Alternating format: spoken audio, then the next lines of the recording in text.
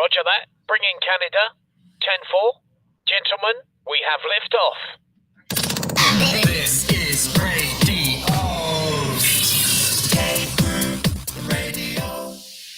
Back again for number 10. Join Big B, DK, and Mike Jolitz for all the hot topics, weird news, and shenanigans. It's Cave Crew Radio, Season 10 at cavecrewradio.com. Yeah, sorry, folks. I was just talking to Big B before we went live, how stressful my life and my week has been. And we'll get in more to this during the show and in episode 400, how this is kind of an escape for us. And I really have a love-hate relationship with this. Our servers are overloaded. They get the other motherfuckers off there because I've been with you since you were beta. See, what they should do is have a failover, which means they're running redundant servers. So they would do something called load balancing, where if too many people are hitting one server, they will push that traffic over to the other server. So they kind of even themselves out, right? So you don't run into those. Or you have a failover. If one server fails, all traffic moves over to the other server. I'm assuming by that error message that you had received that they don't do either of that. I'm going to see if I can pull up this figure for you. Now, this includes Pucks and Pints, little specials we've done. And we're celebrating 400 episodes of the actual show. Mm-hmm. We have done 408 broadcasts with these people. There is no server overload when it comes to that loyal of a customer. Unfortunately, their servers don't look at customers. Their servers just see traffic, so they don't know who it is. Anyway, we got a strong internet signal tonight. I love to see those green bars up at the top because sometimes we're in like the yellow, but it always seems to work. And I really do like this program. It's easy to use. I'm familiar with it. You know how it is, right? You're familiar with something. You don't want to change. For sure. But anyway, tonight the topic is, ladies and gentlemen, show 400 is coming up. We're going to tell you how to get some stickers and some free stuff. We've got a lot going on tonight. We got Twitter shits, Talking FLA, Mike reads the news, all kinds of good stuff.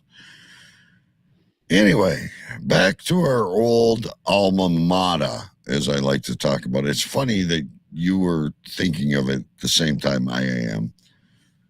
Choo Choo Stew. That's right.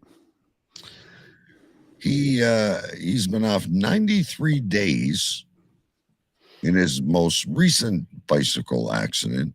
I believe he missed, 200 days on his motorcycle accident. He's had COVID 4 times. He tells me he's worried about losing his job. He's working 2 days and then they put them on vacation. We're living in the wrong country. So I was actually talking with Stu on WhatsApp this morning, and he says, like you said, this is his message to me. After 92 days off sick with my separated shoulder, I'm going back to work. The good news is I'm only working today and tomorrow, and then 2 weeks holiday. On Tuesday, I have a phone call with hospital RE surgery, a pre-surgery assessment. Hopefully they sort it soon. Then he says the surgeon says there will be 3 months recovery. Yeah. So look, I know you have ailments. I got to go for this eye surgery and stuff like that. And I'm really nervous about it, to be honest with you. I don't like anyone touching my eyes. They tell me it's really not that big a deal. Mm-hmm.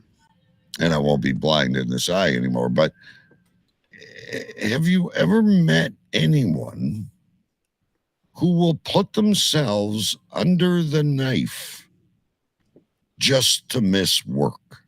Well, I don't know if you've seen his shoulder. He sent me a picture. He sent me actually two pictures. In one picture, it looks like almost like the collarbone is going past his shoulder and sticking out of his skin. Okay, I get that point. However, he doesn't text you like he does. Went for an F45. Google F45, what they do in a gym. Went for a 20-kilometer run. You're full of fucking shit. You're double jointed. You've already had that freaking shoulder operated on. I said to him, I go, when they put you on bed rest, you should fall down the stairs and break a hip. I just sent you the picture if you want to pull it up. I've seen it. I know exactly the one yes. I don't buy that. That's freaking Photoshop and shit now. I was saying, I'm assuming you can't sleep on that side. He says he sleeps fine on either side. Then he says back to fitness classes and running half marathons and cycling. And he's about to get on a motorbike for the first time since August. So nothing. It's up here.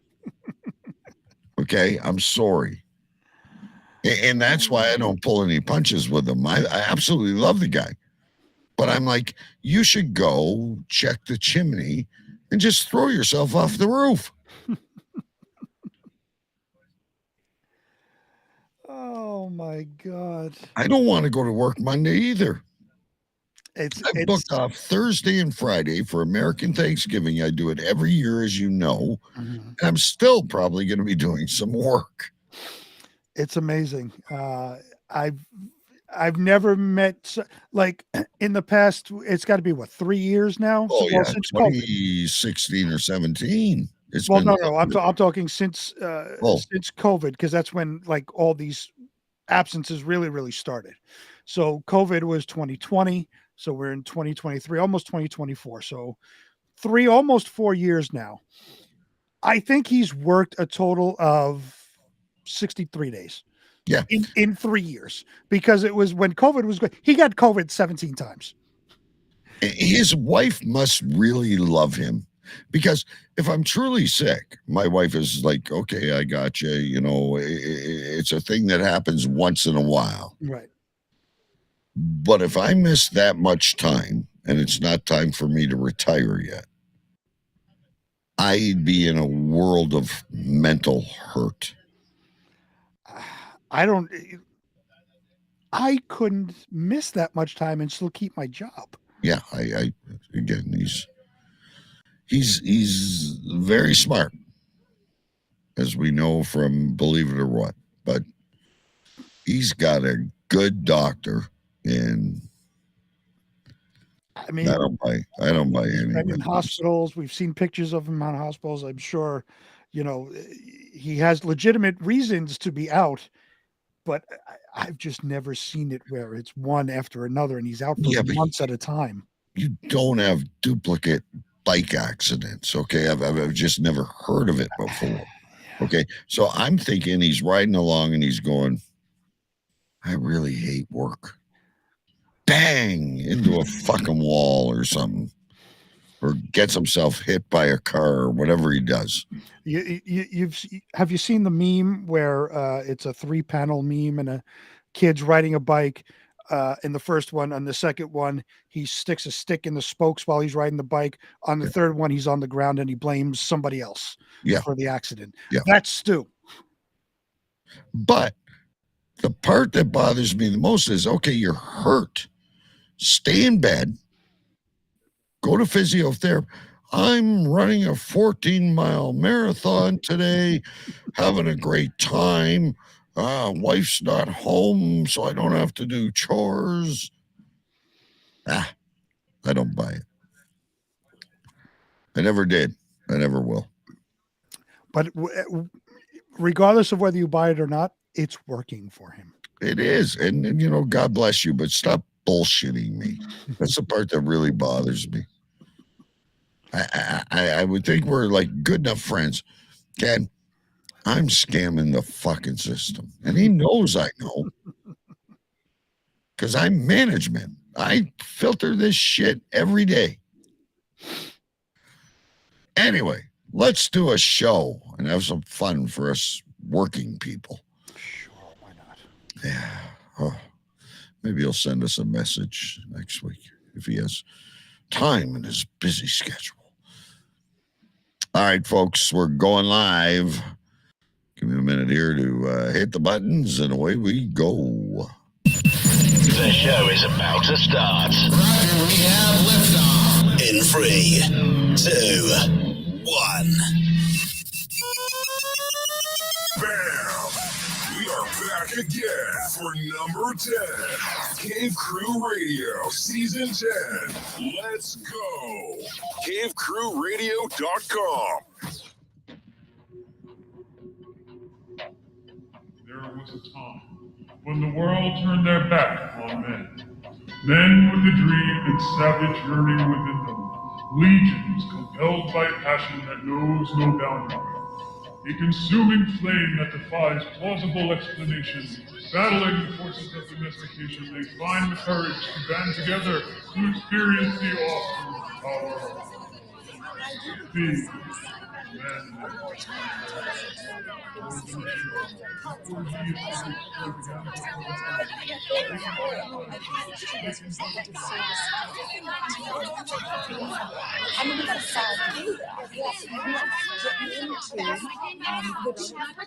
I say this with all due respect. Shut up! Shut up! Shut up! Shut up!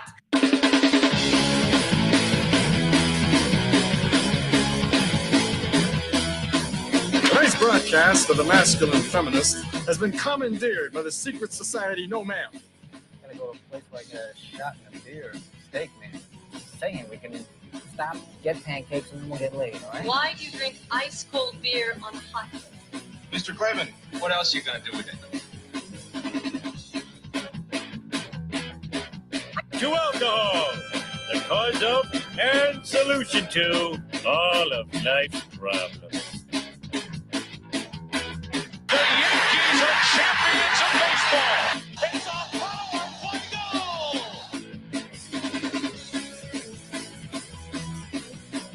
This is Cave Crew Radio.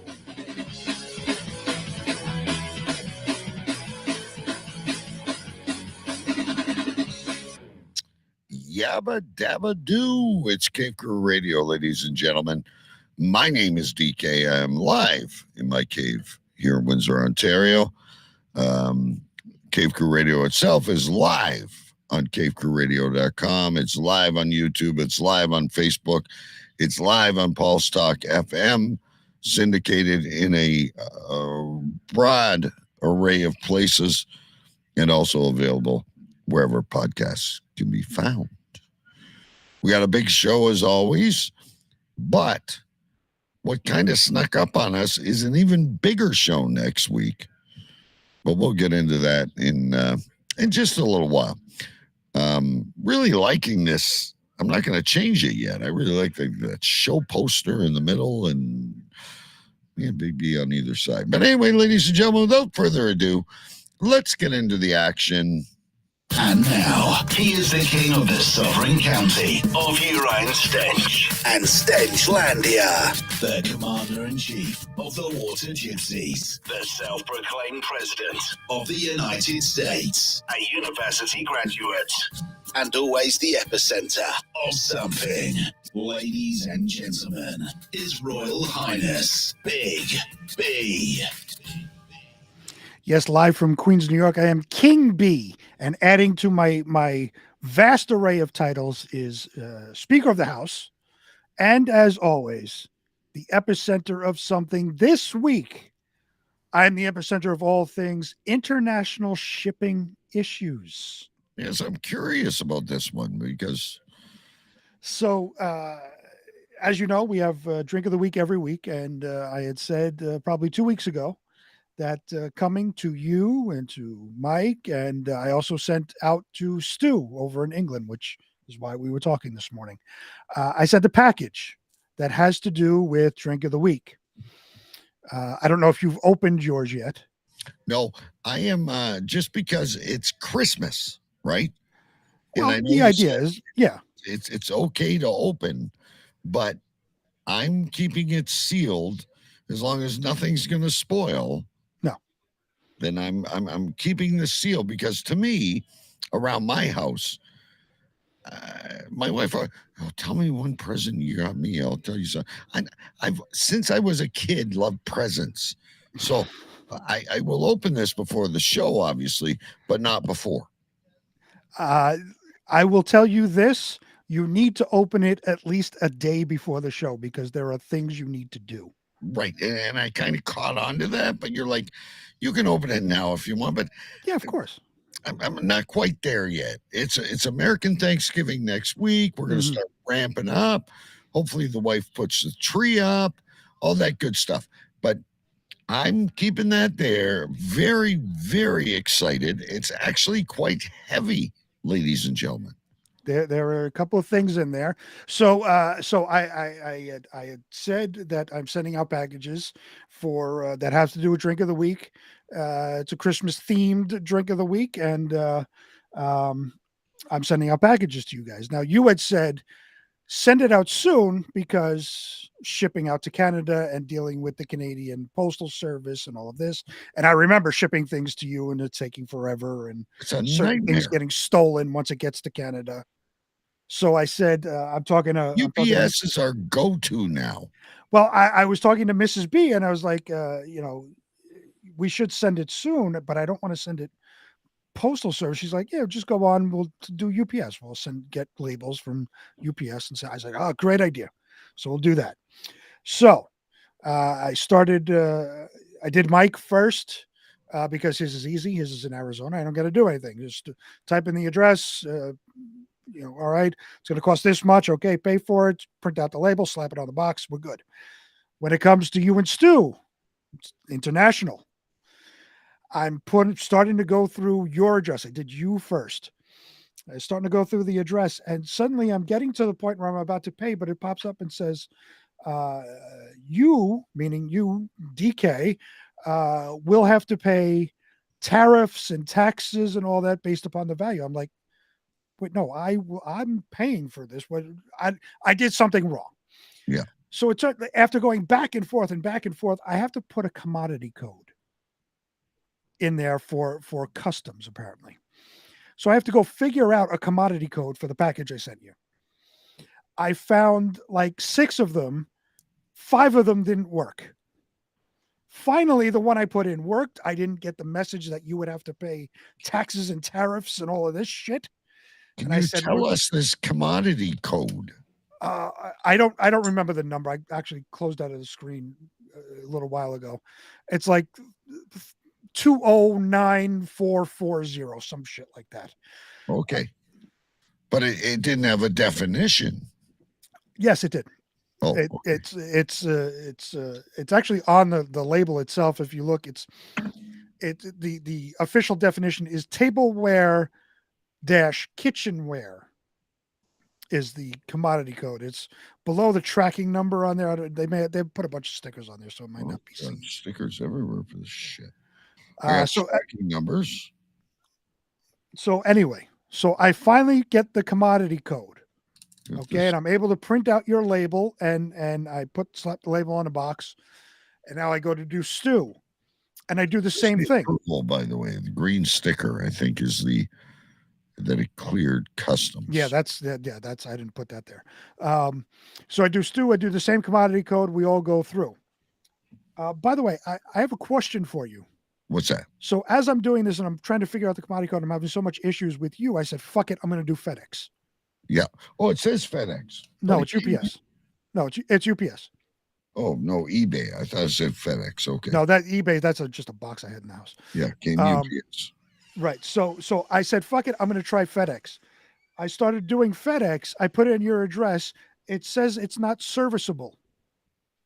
We have FedEx here. Apparently FedEx doesn't get served by you for what I was trying to do. It's a non-serviceable address.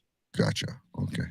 So over to Stu, and then we'll get to our right. So I get it all done. I bring it over to the place where I can ship them. It's like a drop place that do UPS, FedEx, USPS. They scan yours again, and they're like, "Do you have an invoice?" I said, "No. What invoice?" So they just spit out a label to me. They're like, "Okay." So whatever they did to finagle it to get it to scan, they got it to scan. 2 days later, I get a phone call from UPS.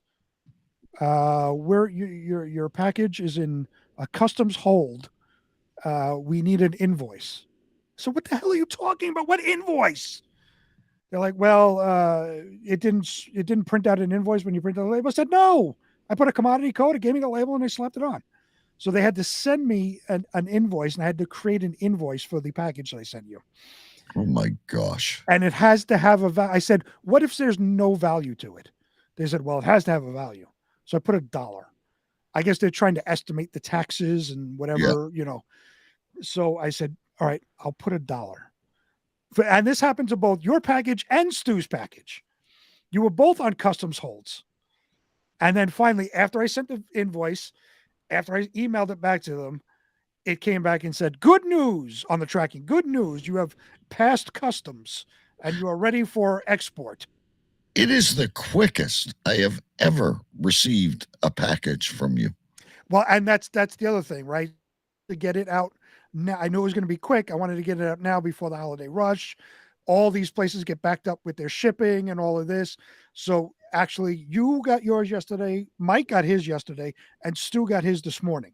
Oh, nice. So everybody got theirs. That's what led to me and Stu talking this morning. So everybody has theirs. Again, I ask you to open it at least a day prior to the show because there are things you need to do. You need to get something and you need to do something. Yes, and Isbia is excited as well. I told her I'd make her a little one as well. Okay. Okay. Yeah, that's fine. But on to speaking of it being about drink of the week. It has a lot. Mrs. B presents the drink of the week. Yes, we don't want to hold Mrs. B up, ladies and gentlemen, because she is very busy in the month of November. Well, she's very busy all the time. That is true. What do we got here? So this, what is this? It's called a grasshopper. Oh, I've heard of those. And it is creme de cacao, white chocolate liqueur, vodka, cream, chocolate syrup, and peppermint schnapps. Now she put it in this little ball jar. Mason jar. That's beautiful. Usually has moonshine in it. Yeah. Now, but can you ask Mrs. B really quickly, why is she giving up on simple syrup? Well, I guess this doesn't call for it, but the question has been raised. Why have you given up on simple syrup? Because a lot of times the drinks have simple syrup in it. Well, that one is this is very sweet, she says. Oh, okay. So, I'm just wondering. I'm thinking of the past 4 or 5 weeks. We haven't had simple syrup. Looks delicious. That's good. All right. It's chocolatey and minty. There you go. And I'm assuming with the mason jar, there is no more. No, this would be it. Yes. Yeah, there's 1, 2, 3. There's 4 shots of booze in here, so this is it. Oh, that should. Oh God, maybe we should go to the news before I do my next piece. Yeah, she's going upstairs. She's not feeling well. She has a headache and she wants to go lay down. But I appreciate her still doing this for us. And but yeah, anyway, back to the Christmas drink of the week, ladies and gentlemen. I don't know, maybe once we all open them, we can release the recipe online, and if you're at home, you can prepare one to enjoy with us. Absolutely. There's a special card in the box with the instructions, handwritten by Mrs. B. So you will look forward to that. And there are 2 things, as I said. One is gift wrapped and one is wrapped in bubble wrap. Oh, okay. And then there are things we're going to need, common items from around the pantry. I don't know if it's common items or not. We'll find them. We will find them. I don't know what you have in your house. Yeah, but I'm excited. I'm genuine. I love Christmas. I really do.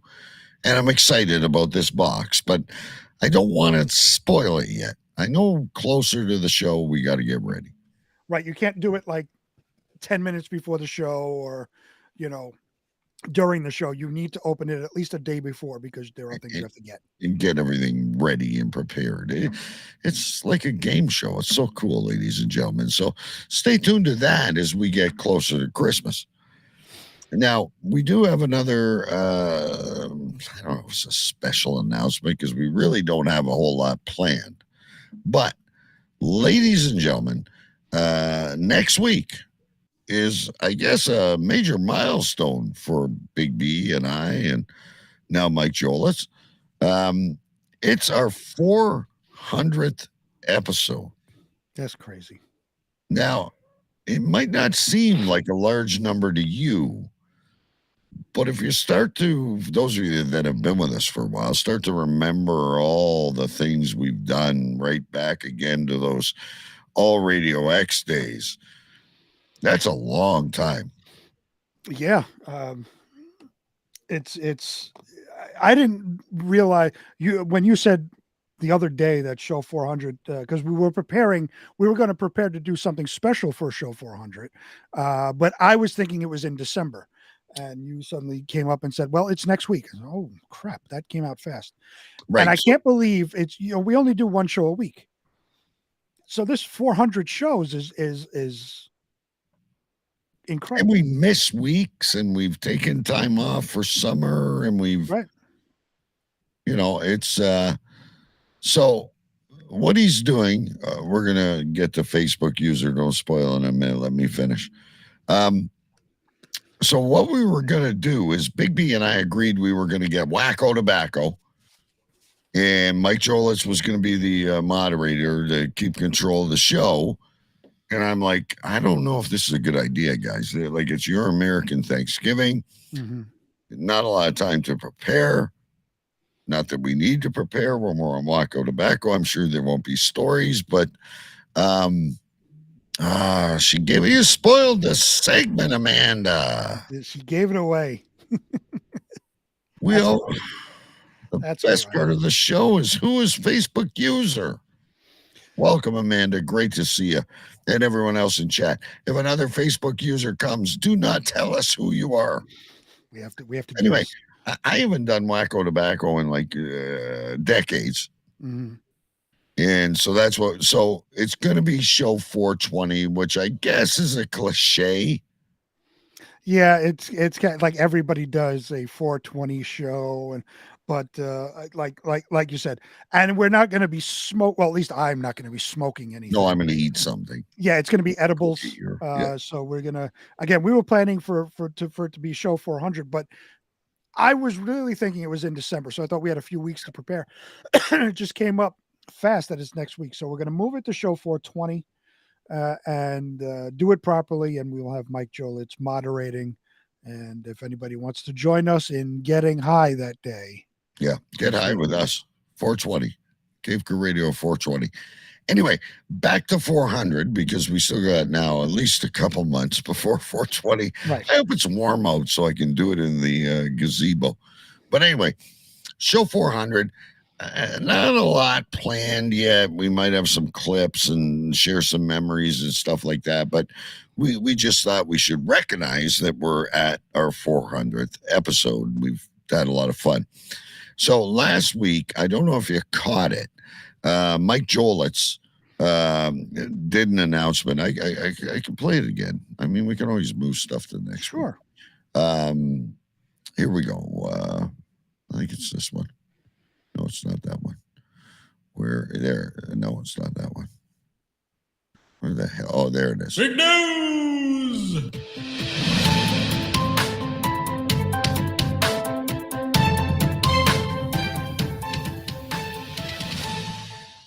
Hey guys, it is Mike here, and I have got a huge surprise for you guys. Big news. In my fat little fingers here. Oh, yeah. Our Cave Crew radio stickers for season 10. It's got DK, Sir Big B, and myself on it. And they are going to be available to listeners who, I'm not sure if we're going to do a contest or who ask for it. I don't know. We'll figure that part out. But yeah, there are Cave Crew radio stickers. Alrighty. Yeah, you really don't have to do a lot. So last week, Big B gave a trivia question. And what was the answer? What was the question? We were doing a story, and I was mimicking a heart attack. Yes. And I said, Elizabeth, the answer. Elizabeth, this is the big one, Elizabeth. And we said, what am I referencing? Anybody that emails us what I'm referencing, that knows what I'm referencing, will get a sticker. And I was referencing Sanford and Son when Red Fox's character, whenever something bad would happen, he would pretend to have a heart attack. I'm coming, Elizabeth. And he was coming going toward his wife. His wife, Elizabeth, he was going to meet her in heaven. He was having a heart attack. It's the big one. I'm coming, Elizabeth. That was it. So that's what I was referencing, Sanford and Son. So next week, we'll have more choices for you. But you see, there's a number up there. If you have Big B or I on Messenger, or you'd prefer to email it to cavecrewradio@gmail.com, there's a contact page right at the right on cavecrewradio.com. You can enter it there and do an attachment, or phone us at that number that's on the screen and leave us a voicemail for 400. Your favorite moment. Congratulations, guys. Keep up the good work. Maybe it's time you retire. Whatever you got to say, send us a message. We want to play as many as we can next week. Here's one we've already got. The rumors are getting out there already. Hey, everybody. General Sid here. Just wanted to say congratulations to DK and Big B on 400 awesome episodes. Love you guys. And we'd love to play a bunch of those. And for those that are not watching live, that are listening on podcast, the number is 209-315-5551. That Right. number again, 209-315-5551. And the email address is cavecrewradio@gmail.com. We would love to have as much negative, positive, doesn't matter to us. We just like to know that somebody's fucking listening. Amanda, since you're in chat, call the number and leave us a message. Or on Messenger, if it's going to cause you a fee on your phone. Just record cost a something. fee anymore? Does any phone call cost a fee anymore? No, I'm trying to make this as easy as possible. All right, since you spoiled my Who's Facebook user segment, first thing we're going to do tonight, ladies and gentlemen, is something we like to do. Well, my favorite segment. I've never hidden it. So on the year-end awards, you know where my vote's going to be. I love Twitter shits. And my favorite thing is naming the handles, and we're going to vote on them at the end of the year. Hopefully it's not 420. Anyway, you guys ready? Here we go. It's time for Mike Jolitz and Twitter shits. Now, it's time for another edition of Twitter Shits with Mike Jolitz. Mike Jolitz Twitter shit. You write the tweets and he reads it. Mike Jolitz Twitter shit. You write the tweets and he reads it. Mike Jolitz Twitter shit. You write the tweets and he reads the fucking shit. All right. All right.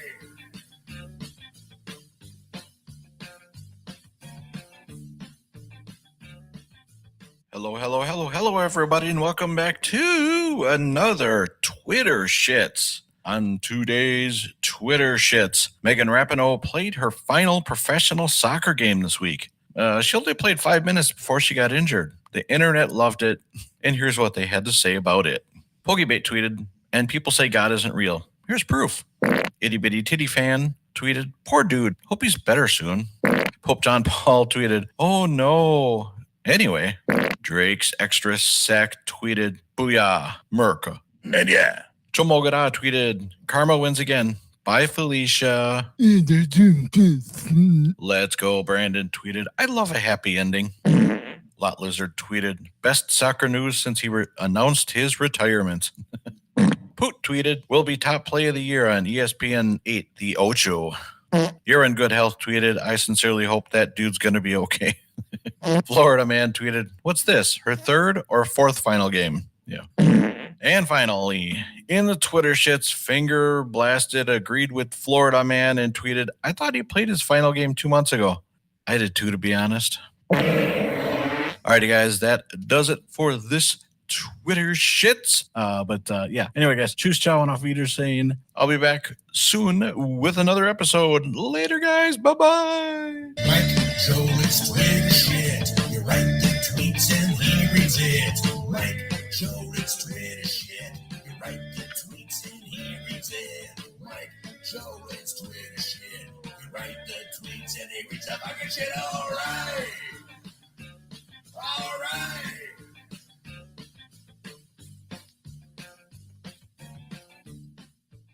Before I get into my top 5 Twitter shit names of the week, I forgot to mention, I think, if you leave us a voicemail or email us, please include your address. We're not going to spam you in any way, but we would like to send you a sticker, is what I forgot to mention. So if you give us great wishes and you'd like to leave your address, postal box, whatever, we would like to send you a sticker. I do believe there's probably limited supplies. So act now, and there's more. But wait, there's more. And there's more. If you show your support and your love for us, we might continue to 500 shows. But act and get the ShamWow guy. Act now. Limited supplies. That's right. All right. Top 5 names that caught my attention this week. And of course, Big B, you can add on later. Mm-hmm. Anyone else out there in chat, or you want to put in our Facebook group, just add it. We love these things. Number 5, Drake's Extra Sack. I had another one, but number 4 got changed. Tumagula, which probably should be the best one. But anyway, number 3, and it would have been higher if I would have known. Is it you're in good health, as in YOUR? Or is it reference to last week's show saying you're in good health? Good question. Could have bumped it up. Not sure what this means. I'm a Canadian, but I thought it was cool. Finger Blasted.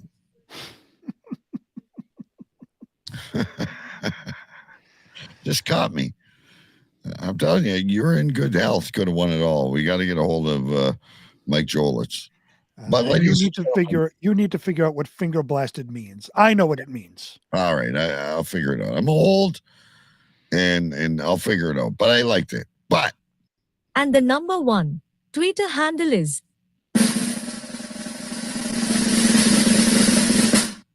Oh, come on. You got to love these. Itty Bitty Titty Fan. Itty Bitty Titty Fan. I missed that one. Like those girls with like nothing there, but they're still freaking incredibly sexy. Something about them. Itty Bitty Titty. I missed that one when it came through. Yeah. I had I also had Finger Blasted, and I had Lot Lizard. I like Lot. Lizard. See, I missed that one. Lot Lizard. Yeah. But I have it down as Itty Bitty Titty Fan as tonight's winner. Yeah. It's kind of cool. And we're glad you're into the bitty titties, because some of us like big butts.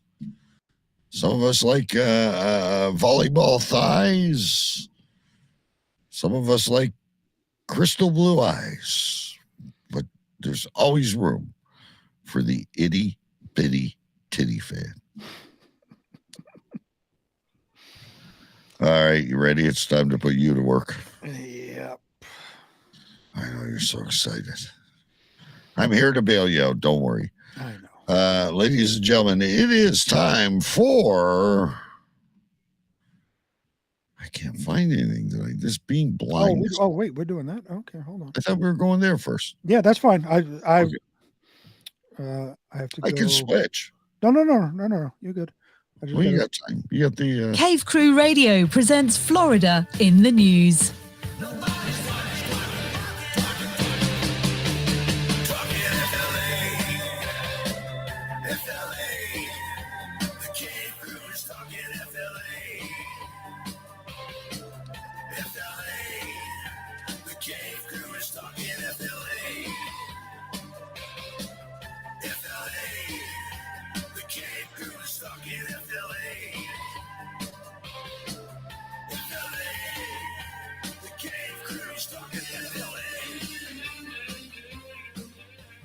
Yes, ladies and gentlemen, quite possibly the most interesting state, not only in America, but across every province and territory and county in the world. It's talking FLA this week in Florida, and we've got a few tonight, so here we go. That's right. The first story comes from the Messenger News. Headline reads, Florida man takes an Uber to kill someone, pays the Uber driver $100 to wait for him. Claudio Valdesvio Samoya was sentenced to life in prison in Florida after he was convicted of killing a man in a hotel parking lot in 2021. During a second trial following a mistrial, Samoya was found guilty of first-degree murder for fatally shooting a 23-year-old Jamal Drummond in the head in a Holiday Inn parking lot in West Palm Beach.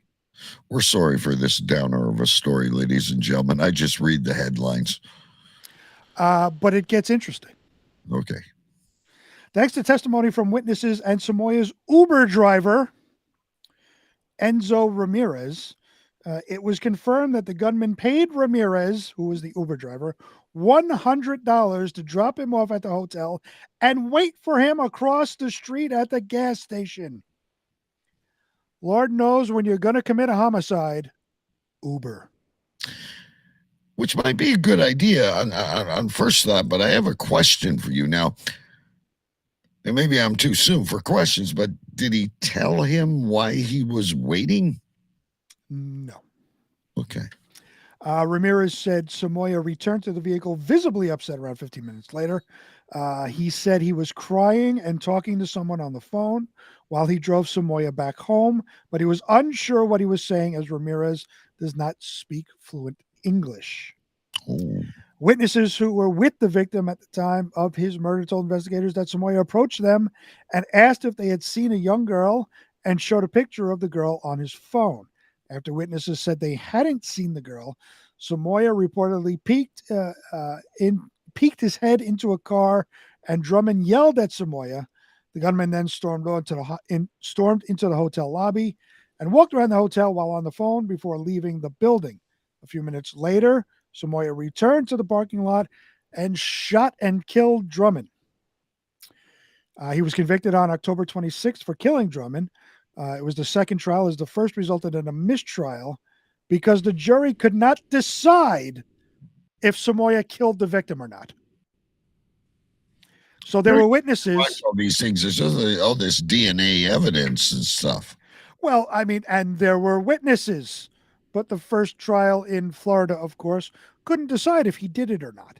Now, I know that was a basically a crime story, and I generally, whenever they come across when you send them over, I generally don't use them. But in this instance, I have questions. Oh, listen, I have a question, and I also have a suggestion. Can I get to my suggestion first? Please do. Do you ever go on like Teams meetings or Zoom meetings? All the time. So we need that little thing where you raise your hand. Yes, yeah. So-and-so has raised their hand. Yeah. They can do it in chat. Like, well, you can just put a hand up, but I got to get something for us. So, like, I don't want to interrupt you. You're the moderator. You're the one reading the story. I have a question. I like that idea. Anyway, go ahead. What's your question? I thought you okay. I thought you had a question. Well, So I have a few. So mine doesn't surround the crime at all, but I've experienced this in Toronto and other cities, and I often wonder if you can't speak fucking English. Mm-hmm. And I'm asking you to go to 142 Main Street, or take me to the Applebee's, or the corner gas station because I want to make a hit, whatever it may be. How do you fucking understand me? Well, in Uber and things like Uber and Lyft and things like that, it's all in an app on a phone, so it's all GPS driven. So you don't have to speak any language. You could be fucking Helen Keller for all they care, as long as you can drive and see. You can get there. But so my question is, and we've done so many crime stories, and every single time the driver has a broken tail light, they're swerving, they're driving on the wrong side of the road, they're speeding, whatever it is to draw attention to themselves. In this case, the man going to commit a murder called an Uber. He didn't drive himself. He didn't walk. He didn't even take a bus. He had Uber, which is trackable on an app on your phone, going back to the Uber. You paid for it, so it tracks back to your credit card. And you had the driver wait. So it's not like, you could, there's no plausible deniability in this. The driver took you there at the same time the dude was shot. There was other witnesses there that saw you shoot him, and then you casually walk back across the street to the gas station, hop in your Uber to go back home. And that's another thing. They're picking you up and dropping you off from your house. This is why people get caught when you commit crime. Wait a minute, though. You can call Uber from a restaurant. You certainly can, but in this story, it was from his house. So not only do you have the home address, you have the Uber account, you have the credit card for payment, you have witnesses there. This was not a well thought out crime. And of course he was going to get caught and sentenced to life. What do you expect was going to happen? Fair enough. I'm done questions.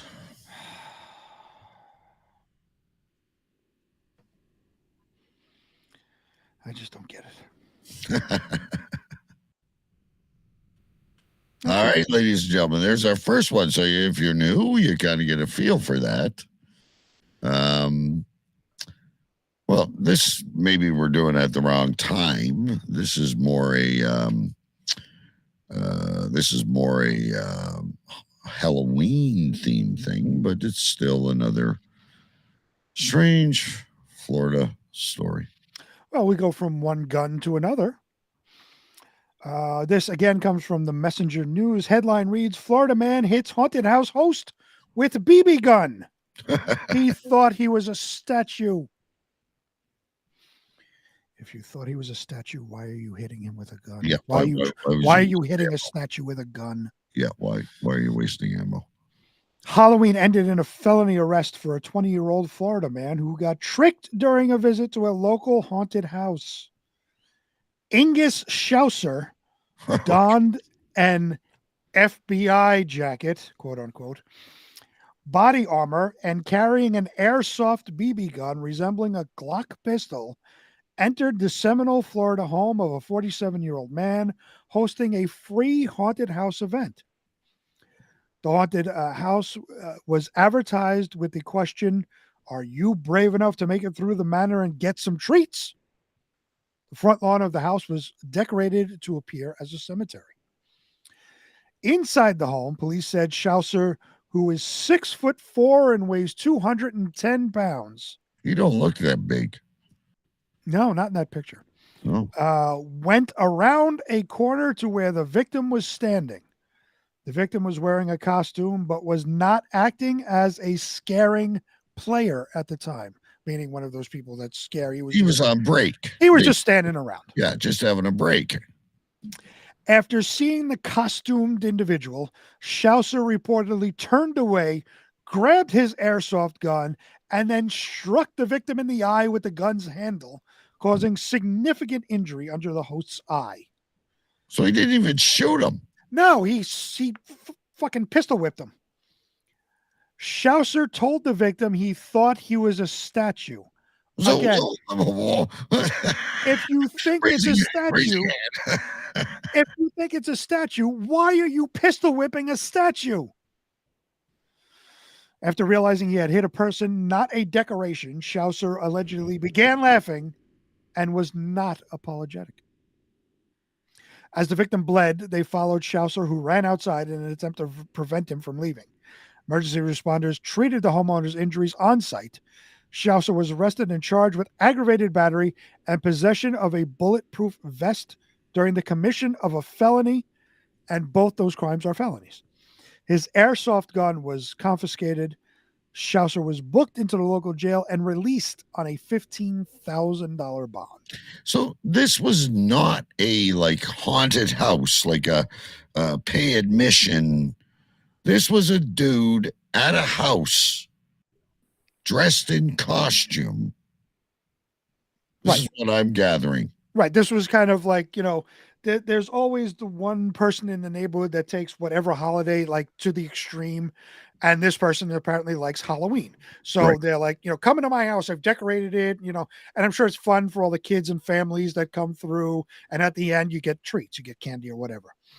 This dude, and again, I have to question, if you think it's a statue, why are you pistol whipping a statue? What's the point? Do you have a target practice at home or something? What's the point of pistol whipping a statue? Yeah. So he decided, and I'm assuming it's Florida. I'm assuming he's on something, which is why he did it.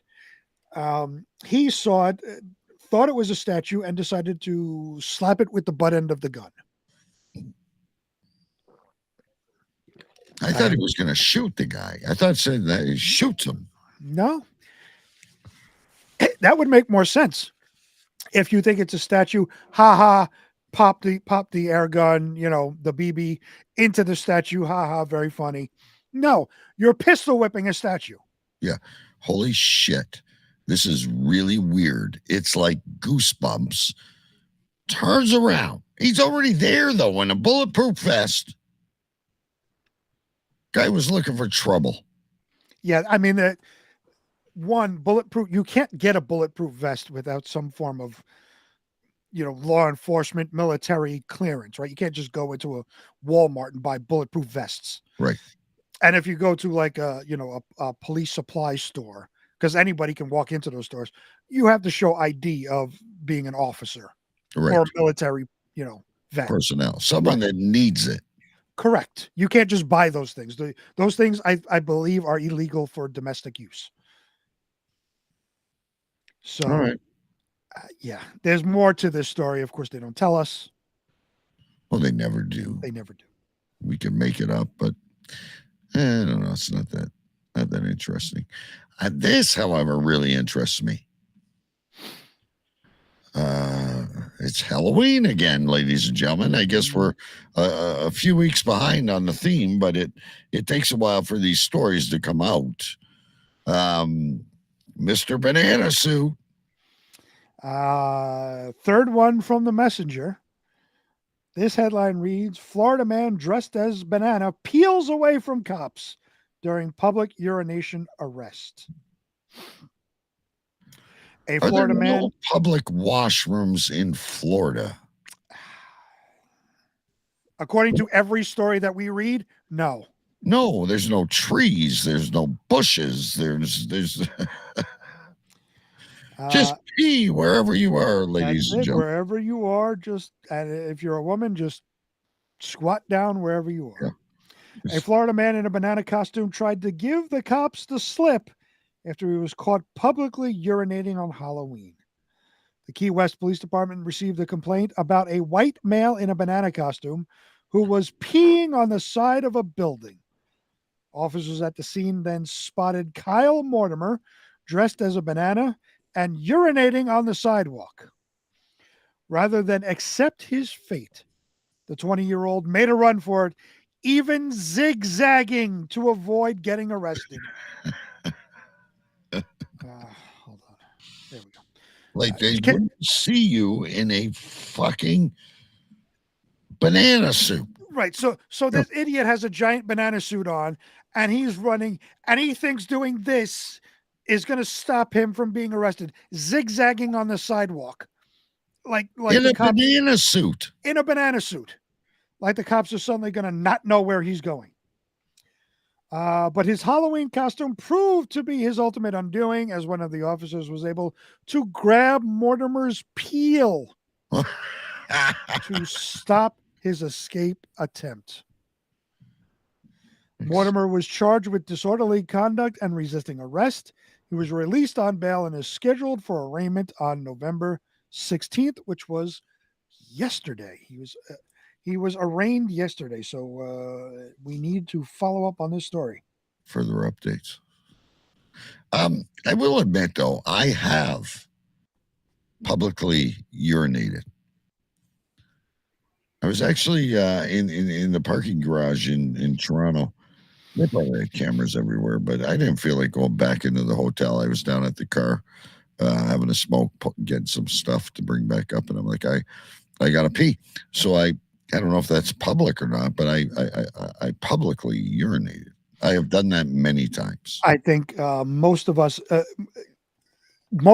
men have at one point or another. I can't say that for women, because women obviously have to do different things to pee, first of all, and are much more discreet about things than we are.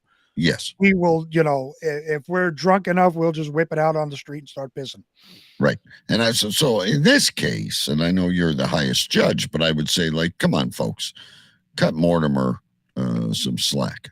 Well, it's just a ticket. It's not like you're going to jail for it or anything, right? It's just a ticket. You pay a little fine and you go about your business. But now that he's running away, now he's evading police officers. So now, of course, he's going to get arrested and go to jail. Yeah. And you see that all the time. Like, as I watch Live PD every week, and there's at least one car chase every week where the guy's running from officers. He winds up crashing other cars, eventually crashes himself. The cops get out and they say, "Why are you running?" The response will be like, "Oh, I don't have a license, or my license is suspended." And the cop will say, "That's just a ticket. Why you put all these people in danger for just a ticket? Now it's gone from just a ticket. Now you're going to jail. Now it's a felony." Yeah. So again, with this dude publicly urinating, just take your little ticket, pay $20, whatever it is, and fucking be on your way. You're on your way. They're not going to send you to the clink. No, of course not. But from one zigzag in Florida to another zigzag, we have another individual who chose to run naked on a police chase. If I was running from police, I just want to state I would leave my clothes on. That would generally be a good idea. Yeah. This next story comes from ABC7.com. Headline reads, "Man strips naked during police chase in Naples."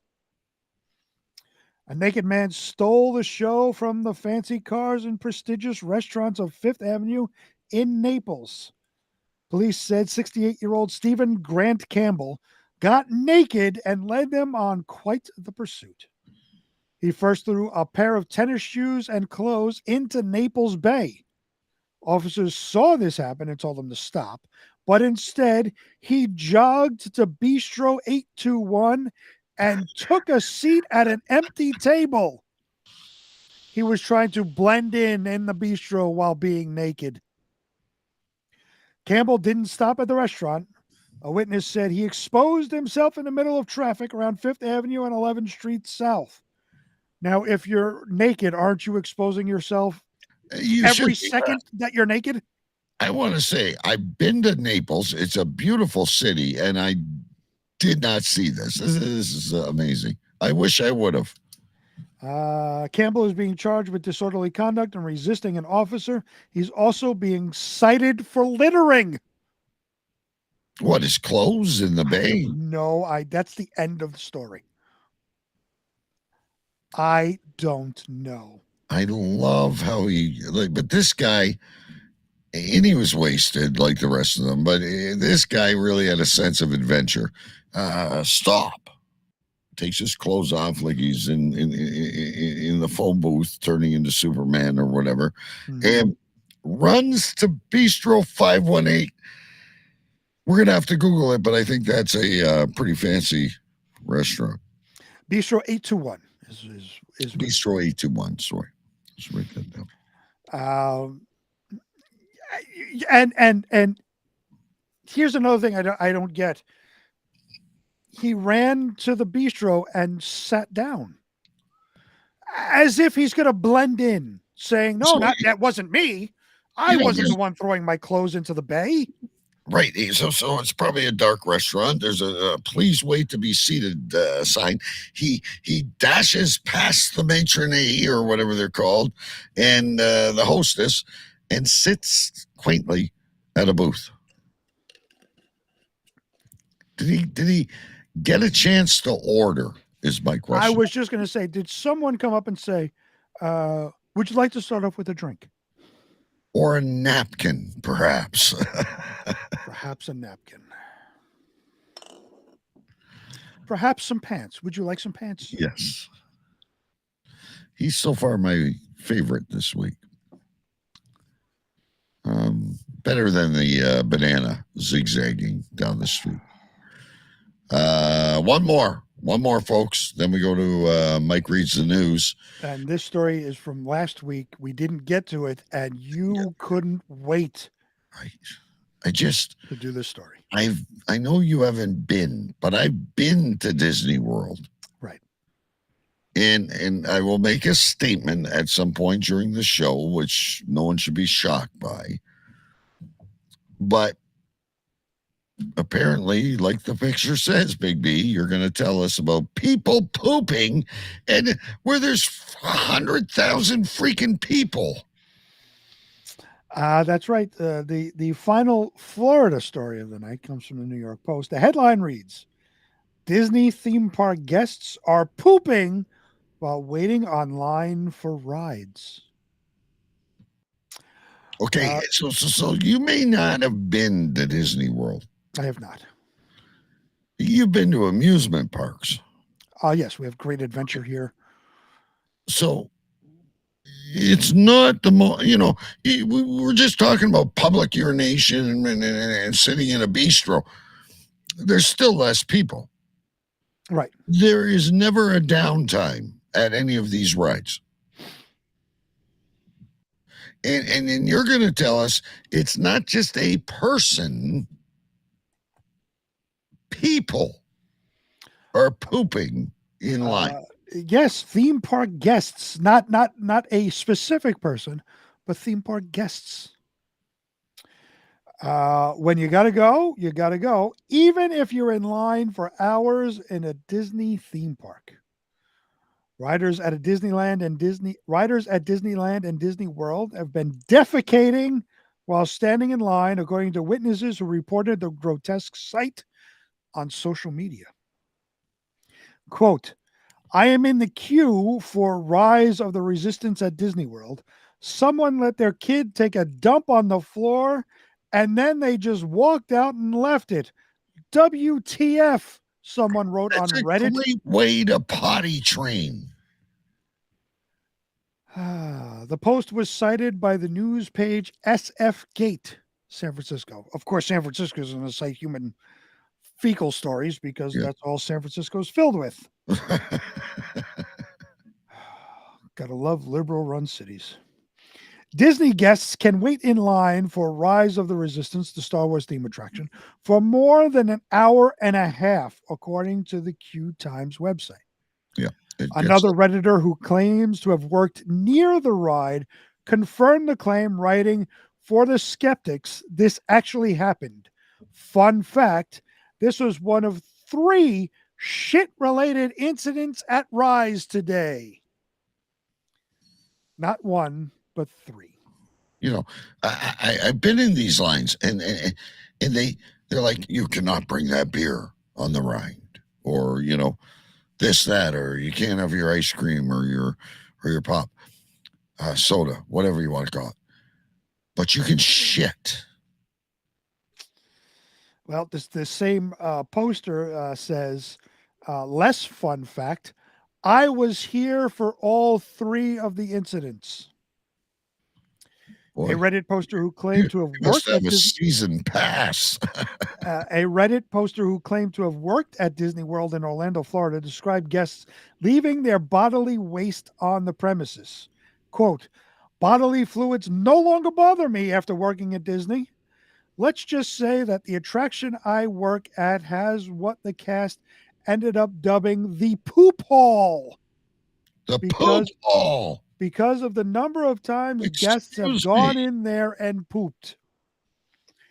We've even put up a camera and it didn't stop it, the Redditor wrote. This claim was seconded by another Disney cast member, a reference to the company's theme park employees. Is this Mickey Mouse?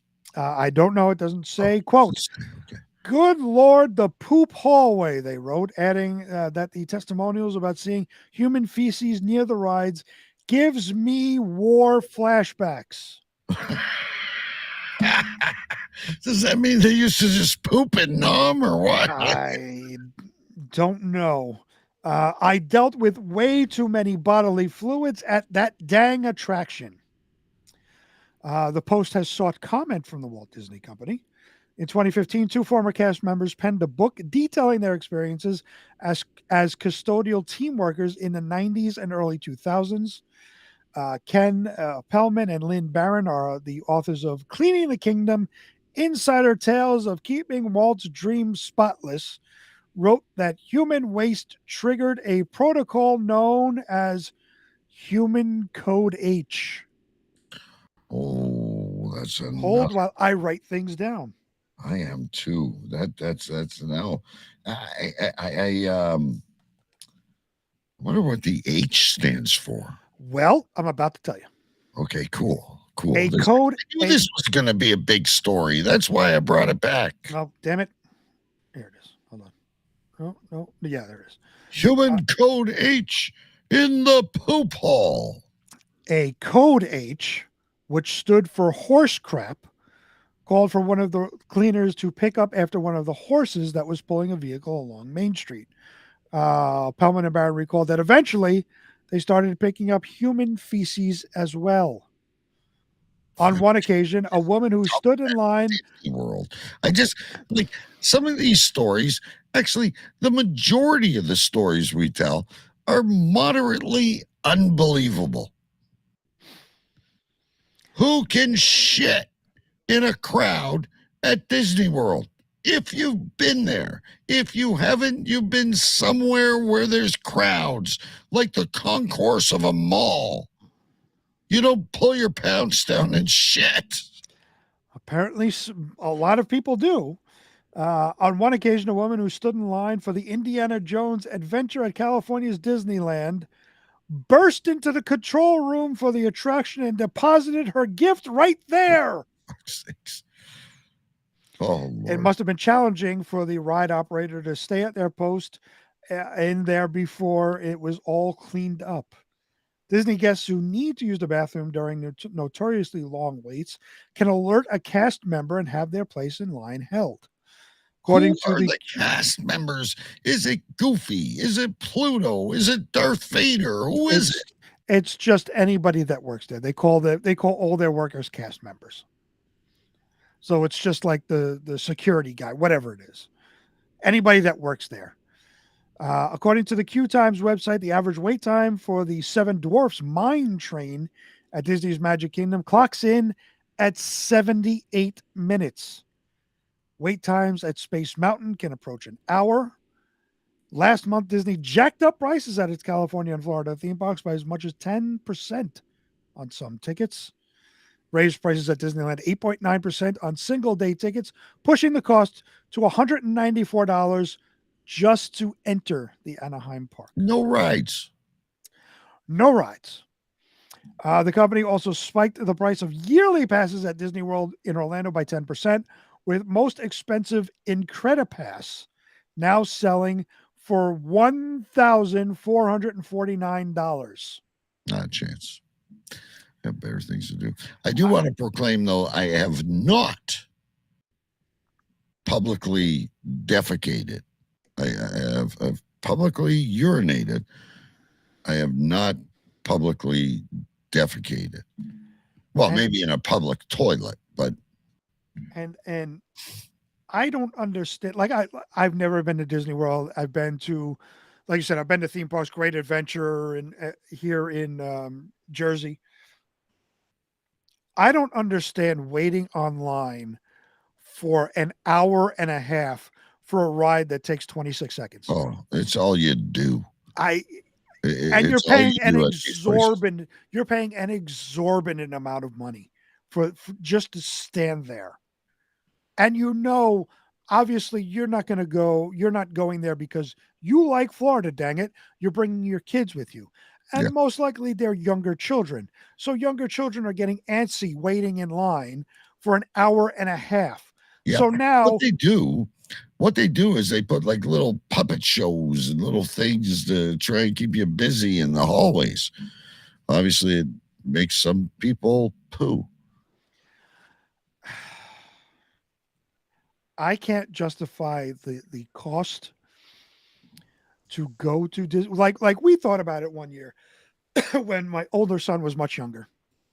We thought about it one year because he liked SpongeBob, and they had the SpongeBob Hotel or whatever, the Nickelodeon Hotel, and you can stay in the SpongeBob room and whatever. So we're looking at it, and we're like, the price was some ridiculous amount, and no matter how we tried to figure out to make it, never worked. Like there's no way it was affordable to do that. For airfare, hotel, park passes, food, rental car. You're talking, you could spend $5,000-$6,000 on vacation. There's no way. That's impossible. And it's one of those vacations that you go to, ladies and gentlemen, and you're exhausted. Right. You need a fucking vacation. You need a vacation from your vacation. Yeah. But now, I have to look up that book because that book sounds utterly fascinating. Yes. From the people that cleaned up Disney World. Yeah, I never knew. I tell you all the time. I go to Florida a lot. I have a cousin there. It's a place we like to visit, and I'm always hoping I'm going to see something weird. And you guys always used to tell me, like, go live. Make sure. I've never seen anything. Right. You see the odd person like riding a suitcase or something down the street. That's not that weird. No, that's compared to what we read. That's normal. Yeah. Just want to remind you, ladies and gentlemen, and that's the end of the Florida, by the way. Show 400 next week. We haven't had a lot of time to prepare. We don't know exactly what's going to happen, but we might throw some shit together. We always have a good time. It's just a landmark. It's like a bookmark, it's where you, got to go to episode 400. 209-315-5551. Call and leave us a message. cavecrewradio@gmail.com, or just go to cavecrewradio.com on the contact page, or on the Facebook group. I'm sure you're a member. Cave Crew Radio. Send us a message with your recording, and please provide an address, and we will send you a sticker. But if you don't want a sticker, leave us a message. We want a lot of messages next week. Just say hi. Just say hi. That's all you got to say. Hey, it's Bert. Hello. It's me, the yellow banana guy. Mortimer. Yes, love Mortimer. All right. So, second pitch for that. All right. Going to give you a break. And now, ladies and gentlemen, Mike Jolitz's other segment is a more regular one. Mike reads the news. Let's see what Mike has in store for us this week. It's usually some good stuff. And now, Cave Crew Radio presents Mike Reads the News with Mike Jolitz.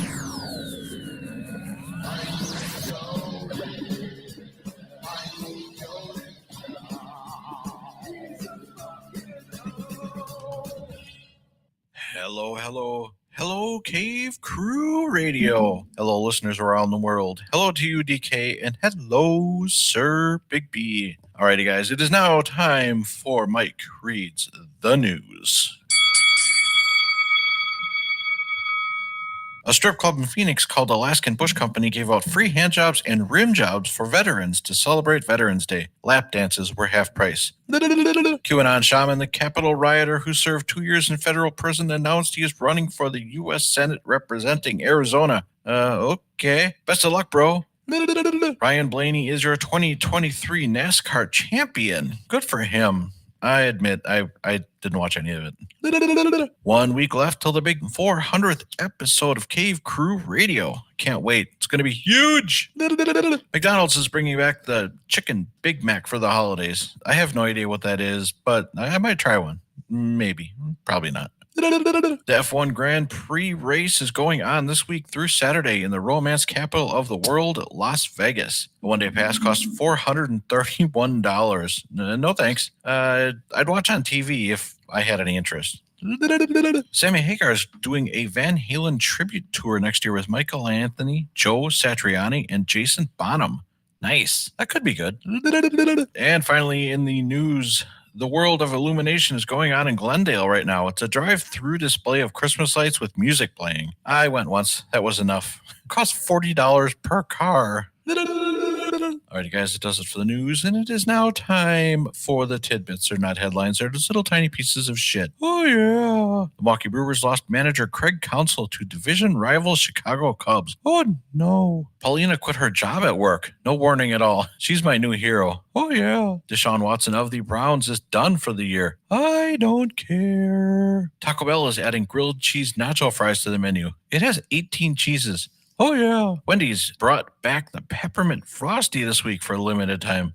Oh, yeah. And finally, in the tidbits, Major League Baseball team owners approved the Oakland A's to move to Las Vegas. Okay. Alrighty, guys, it does it for the news. It does it for the tidbits. I will be back next week for the big 400th episode. Oh, man. It's going to be great. Later. Bye-bye.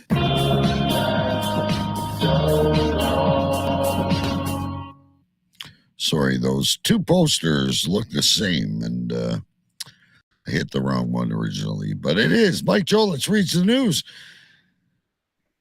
He's more excited than I am. Like I said, I didn't realize it was 400 until you messaged earlier in the week. It was. And I got no plans. Like normally, you know, we go, it's the year-end show, and we got all these, or this is going on, or that's going, you know, choo-choo mania, whatever it is. I'll do my best. I told you guys I'm really stressed out. If you listen to the pre-show, Big B's really stressed out. We're busy. Mike Jolitz will steal the show like he always does. We'll do our best. We can share memories because we were here for all of it. That is 100% correct. Yeah. The other thing you can do, if you're listening on podcast or you come join us live, throw a question. We'll tell a story. We have lots of stories. Yes. And I have the book. The book. I have the book filled with information. So the one thing you can never dispute here, ladies and gentlemen, is Big B is very thorough. And I don't know what his indexing system is, but he always seems to find things very quickly. I'll go, what was the name of the girl in that story with Choo Choo Stewart? It was Mary number 2. My indexing system is all in my head. I'm like Rain Man in that instance, so where I know where things are in this book. So I don't have it marked. I have, as you can see, there are no markings. There's no like, mark this page, or there's nothing there. Nothing to mark pages. I just know where things are inside this book. Where I just scribble, ladies and gentlemen, on random pieces of paper that once I post the show and do the show notes, I just I get rid of it. But not Big B. He also has the flood damaged original Cave Crew Radio book, which maybe he can show not this week. No, don't do it this week. I think that's it. I gotta make sure that's it. Because I had moved some stuff. All this stuff for a long time was sitting right by my foot under my desk, but I had moved some stuff, so I think that's it. I can find it for next week. But inside of those books, ladies and gentlemen, if there was ever a Cave Crew Radio portion, if ever Big B and I and Stu and Mike were made into wax figures at Madame Tussauds, those books would be on display in a glass case. Right. And somehow, oops, hold on, drop my pen. There we go. Somehow we have to get this because, again, when I went out to Arizona, I had brought the book. My watch is yelling at me. Hold on. I had brought the book, so I had Mike sign it right there. Yeah. And of course, I put a sticker in here. I have to put our sticker in here. But Mike has signed it. Somehow I need your signature, and I need Choo Choo Stu. Do you know now at work I have a digital signature? But you can't digitize your signature in this book. That's true. So you need an original. So I need an original. I would suggest UPS. I could have it back to you in a week. UPS. We all got to finally get together at some point. Ladies and gentlemen, I'm really excited because this week we might make it through everything. There's only 3. We're under a time crunch. So I'm hoping a couple of these stories are really bad. But it is time for, ladies and gentlemen, Behind the Headlines This Week in Weird News. Yes, ladies and gentlemen, because through every story we tell, they never give us any detail. I'm personally a pretty big fan of Pizza Hut. I mean, it's not something I do regularly, but it's a nice treat once in a while. But this episode from Hong Kong even grosses me out. So there is an age-old argument among, especially here in New York, and I'm sure Chicago or wherever pizza is known for, right? Pineapple on pizza. No.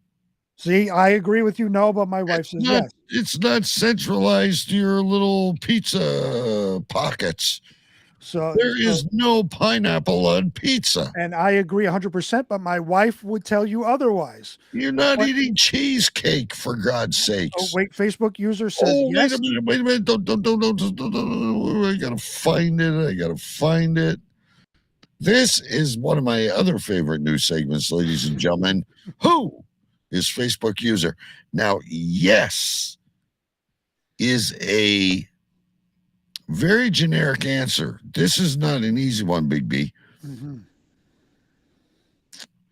I don't think Amanda would stay this far into the show. I'm going to go back to one of my regulars and no, Sherry Ferguson. It is Amanda. Oh, there's no Hallmark on. My wife's upstairs been watching Hallmark while we're doing the show. Hey, Amanda is hanging out with us, and she says pineapple does not belong on pizza. Stop it. My wife would agree with you, though. She likes the Hawaiian pizza. If we order from Pizza Hut, we get what we call garbage pizza, which is the Hawaiian pizza with ham and pineapple and fucking God. peppers and I all don't this even other like shit on ham. there. I don't even like ham on it. Ham's pepperoni, sausage, bacon. Pepperoni, sausage, meatballs, things like that.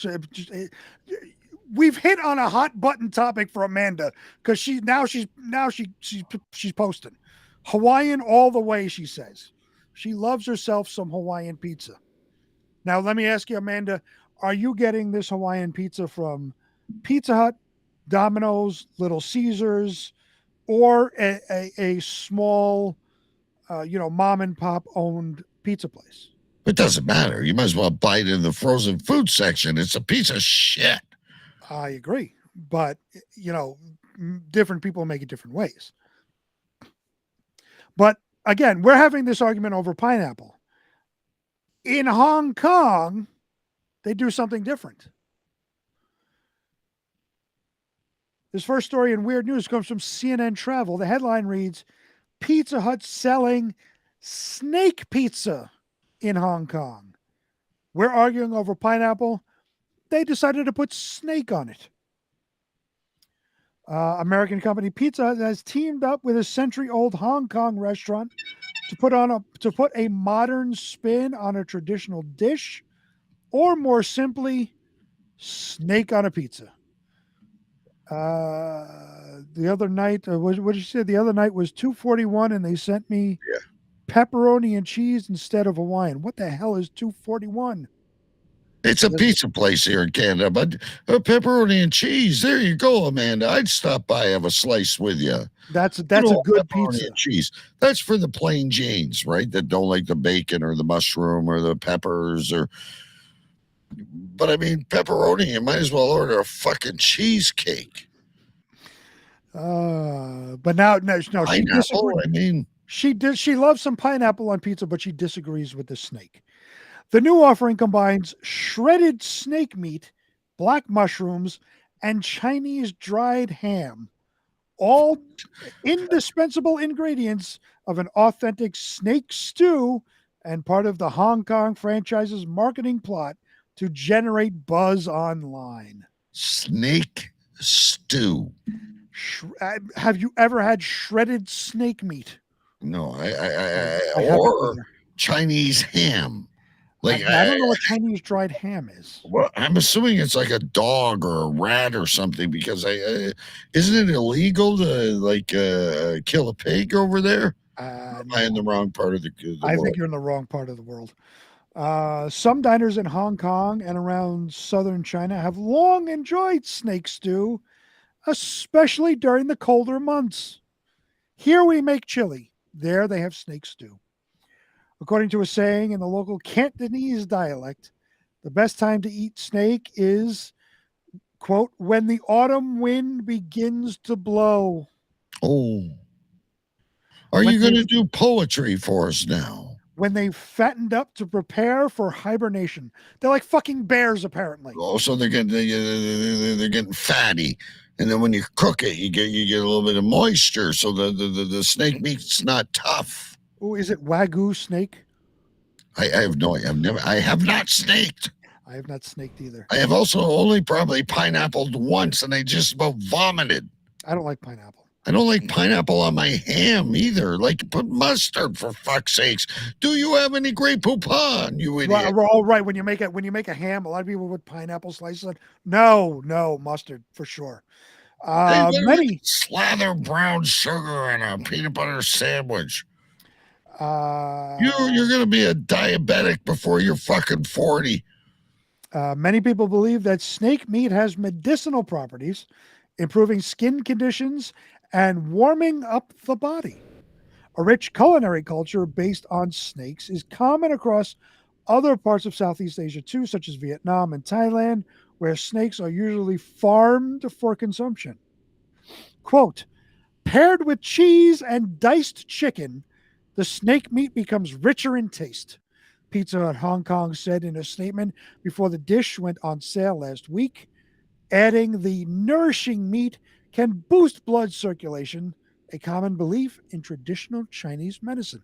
Because you're eating fucking snake venom. Combined with pizza, it marks a breakthrough from the conventional concept of what maintaining good health means while challenging one's taste buds.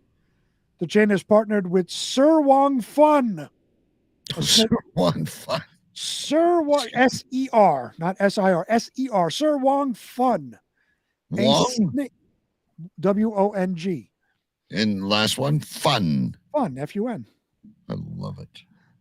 Sir Wong Fun is a snake restaurant in central Hong Kong with roots dating back to 1895 to come up with the latest recipe. The 9-inch pizza, which comes with abalone sauce instead of the conventional tomato base, is on sale until my birthday, November 22nd, which this year is the day before Thanksgiving.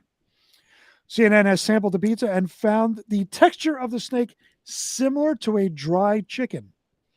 I don't like dry chicken. I'm not going to try it like snake. Is that like that dehydrated shit that people eat? No, that's like jerky. That's not. No, that's different. Jerky. Well, that was like those survivalists that you get those tinfoil fucking. Yeah, no, that's still jerky. That's jerky's good. I like jerky. Hong Kong resident Mabel Se. It's S-I-E-H. It's literally Se. I'm not writing that one down. The other one I liked. A self-described foodie who loves to try different pizzas said, "I think it's scary. Snakes aren't food in many cultures, especially in the West." But Hong Kong native Rachel Wong, a big fan of snake soup. There's someone who married in World War II. Rachel Wong. His name's Bob Thompson. She's Huu Wong. I'll give her your name because I'm going back home. But can you please call her Rachel after my second cousin? Well, Rachel's a big fan of snake soup since she had her first bowl when she was a kid and is excited about the new item on the menu. Quote, "The texture is a bit like chicken and tastes like fish and other kinds of seafood. So I love having it. It's high in protein. It's as high protein meal during winter."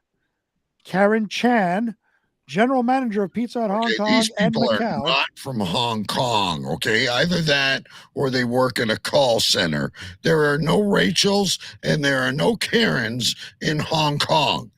Well, Karen Chan said that the company tapped Sir Wong Fun's expertise to prepare a mixed snake recipe from breeds of Chinese rat snakes, banded crates, and white banded snakes.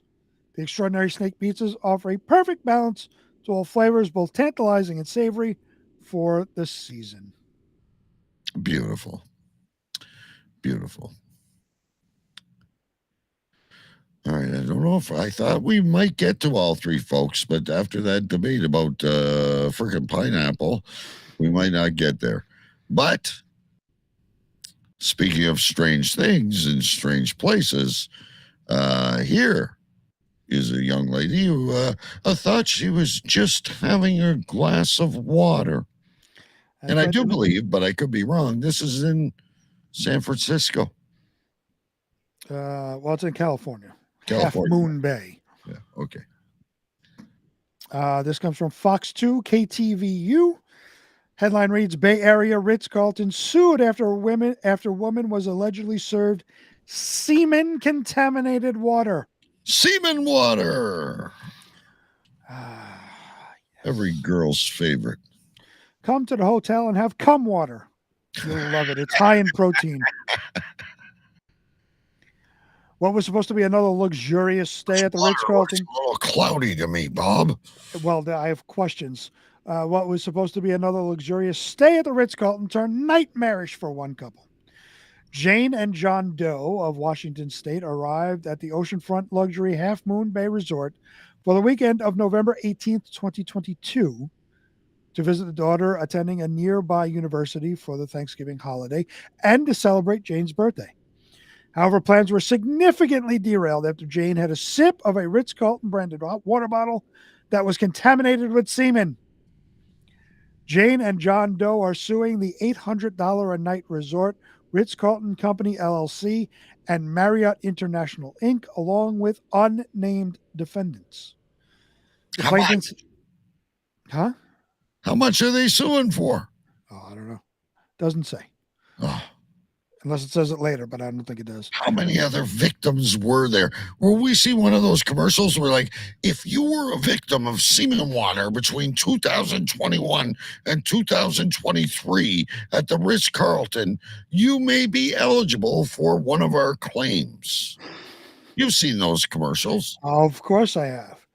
This can't be the first time. She can't be the only one. Can I just stop for a second and say Amanda is in rare form, because now we're on to the semen contaminated water.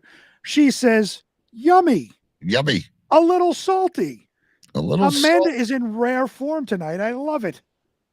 If you're tasting it a little salty, Amanda, your man may not be eating pineapple. He might be putting a little bit too much salt on his fries. The plaintiffs have not identified themselves in a lawsuit. But again, I have not semened, so I don't know. Of course you have. You have children. You have semen. Orally. I'm sorry, make me clarify. I've not semened orally. I would not know what it tastes like. The plaintiffs have not identified themselves in a lawsuit, claiming to avoid harassment, injury, ridicule, and personal embarrassment. However, it's not only the plaintiffs' identities that are unknown. According to the lawsuit, at least 10 defendants are unidentified because the hotel company allegedly refuses to identify employees present that weekend to the couple and local law enforcement. Lawsuit alleges the visit began normally and the couple was properly greeted when they arrived for the stay. Nothing amiss. On the night of November 18th, the couple realized they were out of water and called the front desk for some more. Moments later, a male employee arrived with at least 5 bottles and had no reason to believe the bottles were tampered with and defiled. There's a hand in the air. Yes. If there's 10 defendants and only the one woman drank the semen water, it's not like you're going to be able to identify the person in a line. You know, they do those lines and can you identify the person? Is she going to have to suck off every single one of them? Well, usually you would have DNA. Yeah. But we will find out about that. Here, though. We will find out about that later on in the story. All right. Jane went to sleep and woke up in the middle of the night and reached for a bottle. According to her, she knew something was wrong and alerted hotel security and management. James said the water's taste and texture were off. And she initially thought it was a chemical. What texture do you have in water? Okay, it's not. We'll go back to last week with the milkshake that was urine. Well, what kind of texture do you have in water? Well, think of water. Yeah, I know water very well. And think of semen, which is thicker. I'm not semened orally. I told you that. I understand that, but you've seen it. I know you have. But which is maybe thicker? You're more of a visual to which is person. Thicker. That is your texture. Which is realize that. However, like if I grabbed a glass of water and let's just for shits and giggles say it tasted like yogurt, I would think there's something wrong. Can I tell you, we need Amanda like this. Whatever she, I don't know if she's high or drunk or what. Ever. But she's saying you've come in a sock before. You know what it looks like. I have not come in a sock. Do you not have toilet paper? You just grab a freaking roll of Kleenex or something. You don't need to waste a good sock. Amanda's in rare form, and I love it. She's amazing. Too. I love it. We need to get Amanda back on the show now because she's unleashed. She for sure is unleashed. She's saying this is me. She's raring to go. We need Amanda. We need you next week. Episode 400. We need you on air with us. Special guest. Special headline. That's right.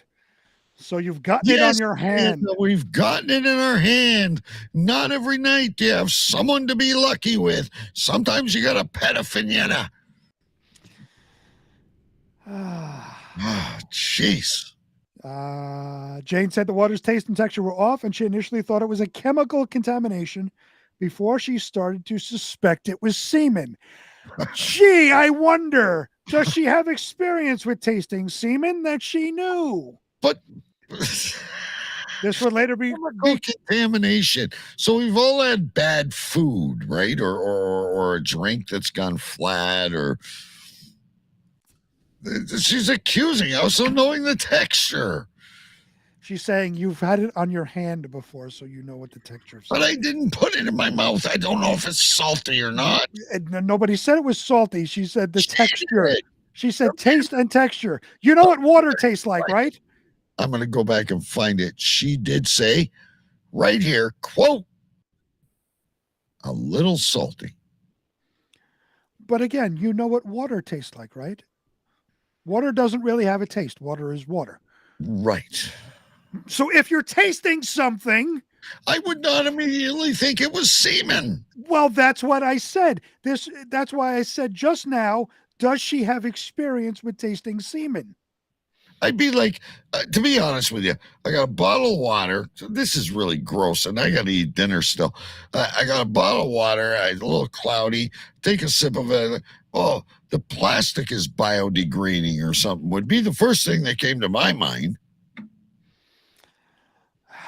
No, I agree. It would be the first thing that come to my mind too, I'm sure, because I have not semened that way either. But she must have experience. And I told you about this is when I was in Halifax, and me and my kid, we both tried oysters.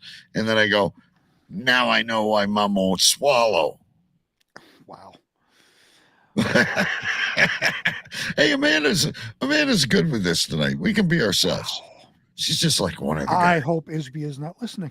Oh, she knows. I said it right to her in this fancy restaurant. I looked right at her and said, now I know why you don't swallow. Holy shit. But it wasn't salty. Maybe if it had a bit of flavor, it would have been better. I don't know. Maybe you could drink one of those Gatorade packs, put it in your water and drink it. Maybe you could come grape flavored. New for summer 2024, grape flavored cum. Yeah, that'd be a great. We haven't done this for a while, but here's a marketing tool. Tired of your man tasting like a dirty sock? We've got a solution for you. We could tie in with Scentsy with this, right? Like we could have what flavor do you like? It's the Christmas season. How about some pine cum? Amanda, talk to fucking the Scentsy lady, Scentsy Jane, or whatever the fuck her name is, and get fucking flavored ball injections. The new for the Scentsy year. You fuck your Scentsy buddy. You can actually fuck your in-home buddy with ball injections. Have your semen taste like vanilla mint. Yes, there you go. This would work for the homosexuals.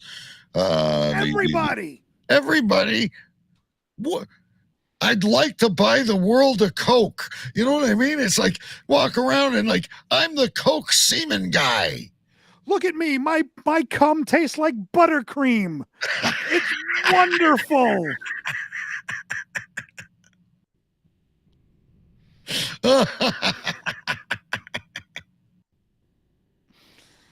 We are not getting to the last story. Christmas for shortbread cookies? I got you covered. Who needs icing when I got fucking Scentsy cum? Are we done with it? We're not doing the last story. We'll catch up. We're not doing the last story, and we have more to go in this story, but fuck. We can stop whenever you want. Well, it's a fucking bottle of cum. Like, we get a really good story. Like, guy robs a bank, pulls his pants down, defecates, and goes to court. End of story. Well, let me just read this one paragraph in the lawsuit. The lawsuit claims, quote, one of the hotel's employees ejaculated his semen. Wait a minute. I got to interrupt. Amanda just says she's a gargler. She admitted what she does. Holy shit. I'm a gargler. Wait a minute. Wait. Wow. I know it's I don't- not the Amanda we're used to, but I really okay, like wait. the new Amanda. She fits in. I love this Amanda. I love this Amanda. Please come on with us. But let me just, most women, when asked the chauvinistic little macho stupid question, do you spit or swallow? Her comment for everyone to see was, quote, "It would be good for us spitters, that's for sure." Yeah. She's a spitter. And I respect that. That should be a show note, actually. I absolutely respect that. I never thought this is a whole different side of Amanda that I'm seeing. Jesus I gotta Christ. pee, okay? Now she says, wait. Fuck, go pee while I talk to Amanda. She says, however, I didn't say I never swallowed. Oh my God, Amanda. Please come on next week so we can have a conversation about this.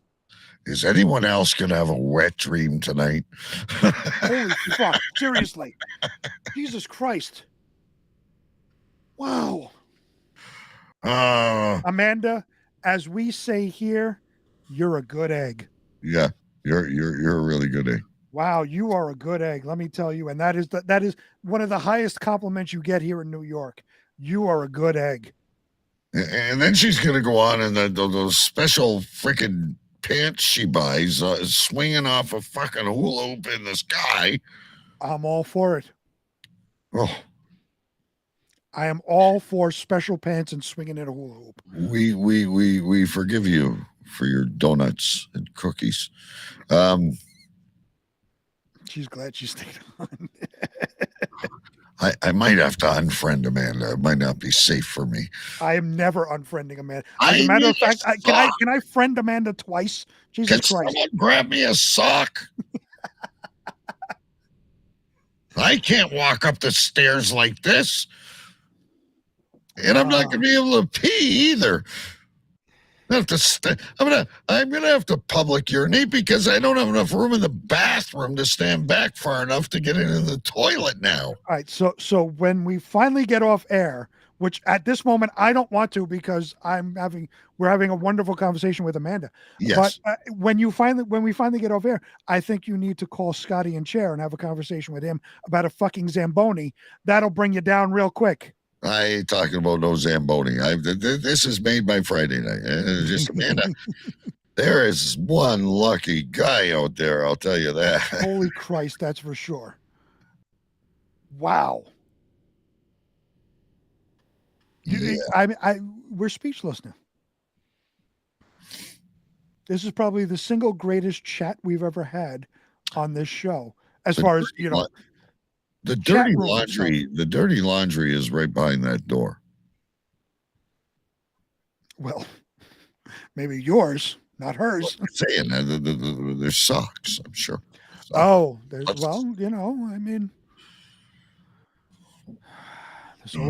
always Facebook Messenger when we get off. I'm literally and figuratively. I'm suddenly craving a pineapple pizza. Anyway. We'll get Amanda back on. She's always been a good sport, even when she was like vanilla. She was still a good sport, but yeah. She is no longer vanilla. Holy crap. God. This is the greatest conversation. She's calling us dirty dogs. Well, we're old. So what? Wait a minute. If you go back and chat, ladies and gentlemen, I would definitely say inside this tangled web she weaves. She says she was never vanilla. See, we don't know that. What we knew, there's a reason I was more tamed. Look at that. And we think we know the reason. If you want to do the Barbara Walters special, you're on CCR. We're more than happy to do it to you. But anyway, all right, I do have to go. Well, hoping to schedule Amanda live on the show next week. But ladies and gentlemen, I can't wait to hear the message. Amanda might leave. 209-315-5551. We're not charging the 9 cents a minute here. So just give us a call. Leave us a message. Show 400 is next week. I'm gonna put that poster up as we leave. But Amanda, it's been a lot of fun. I know there's been other people in chat. I don't know who it is. I hope it hasn't been my wife. Anyway. Amanda has never been vanilla. This is something we're just finding out, and I love it.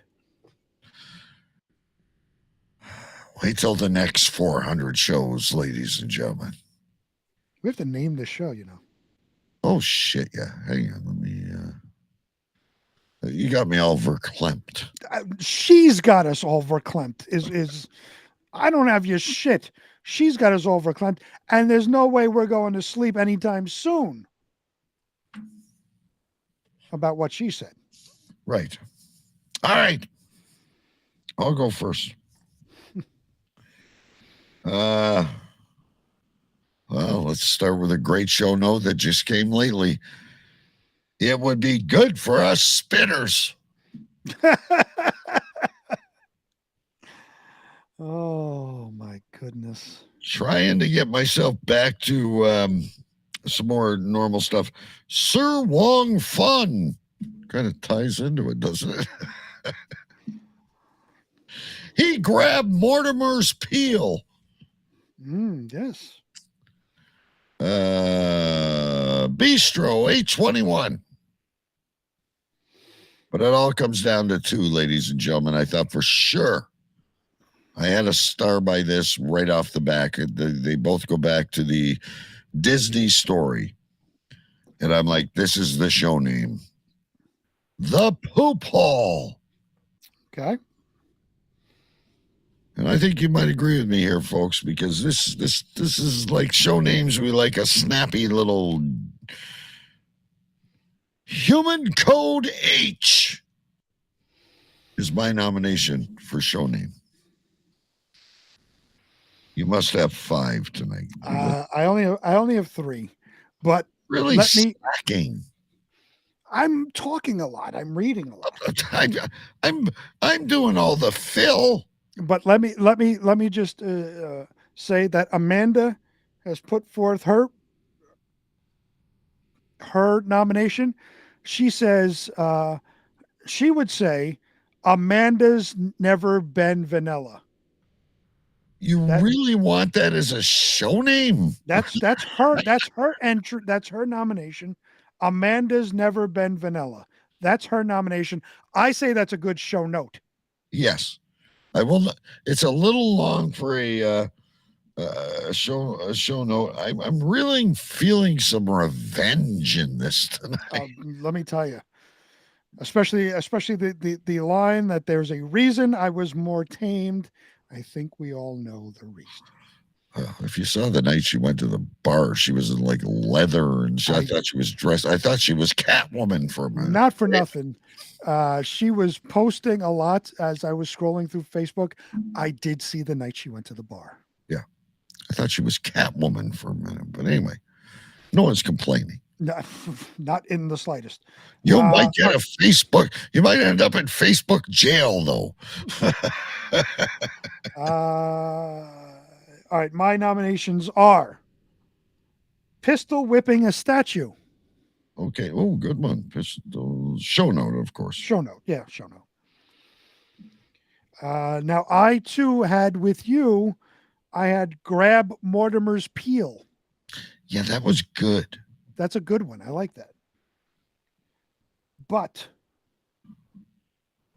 I, again, agree with you, and this is absolutely the show name. Has to be.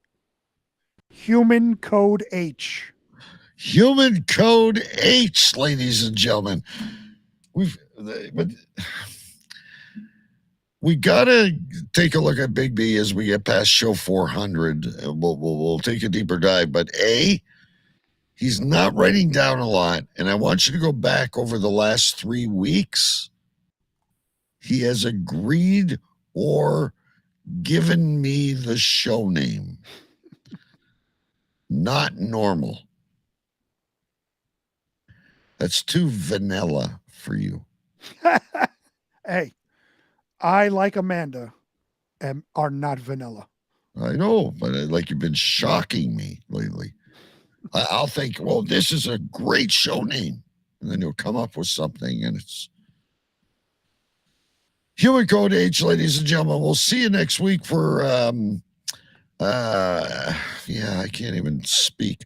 For episode 400 Cave Crew Radio. Maybe, just maybe, we'll reach out to her in chat, get Amanda live on the show, and we'll have some fun. We'll have some fun. Say goodbye. Later. I want you to pack up and get out. Get the hell out of here! Go. Just go. Get out. Get the hell out. That will conclude this evening's entertainment. Shut up! Shut up! Shut up! Oh, Don, you're a little controversial. You're talking about illegal immigration. I said it's illegal.